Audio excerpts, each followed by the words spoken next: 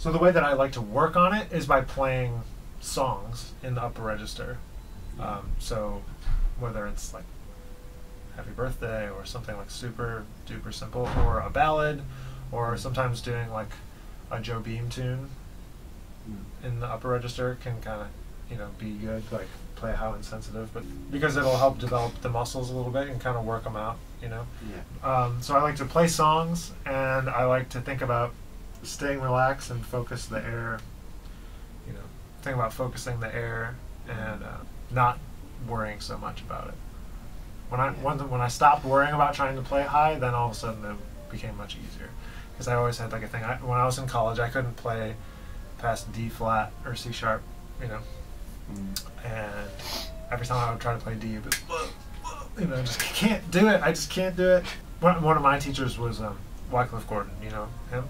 Yeah. And so he always liked to talk about like singing stuff first before you play it, and trying to like sing those high notes out and stuff like that. And so the more I could just try to like hear them in my head and try to play that, and just try and hear it and play it, rather than worrying about what it was, like what note it was, or like all kind of changing my perspective on it is kind of what helps, and allowing time, because it's a muscle that has to develop.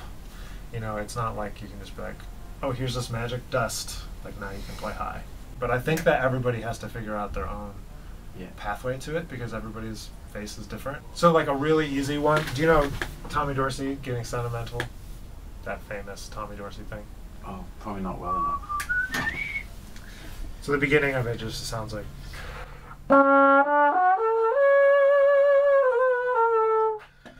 you know you've heard that before? Yeah. Okay, so it's just a major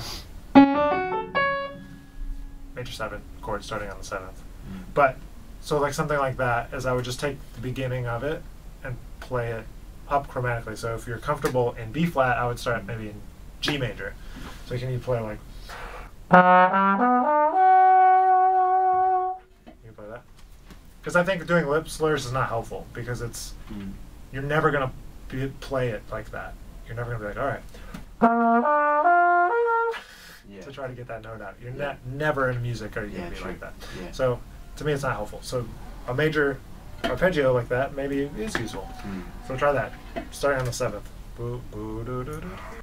As you ascend, think about raising the tongue in your mouth to go from E, like think to E.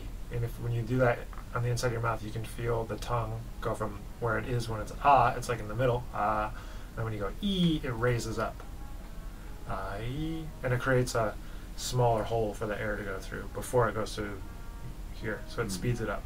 So try that, and try to think to E. Doing things like that, and then if you're really just having trouble getting the notes out in the first place, maybe you've done exercises that's just like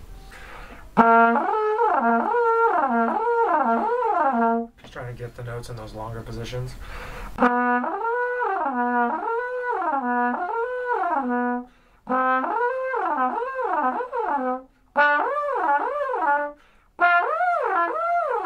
Just trying to do like octave, whatever that's called, rip or something, and just try to get the notes where there's less resistance, you know, out here.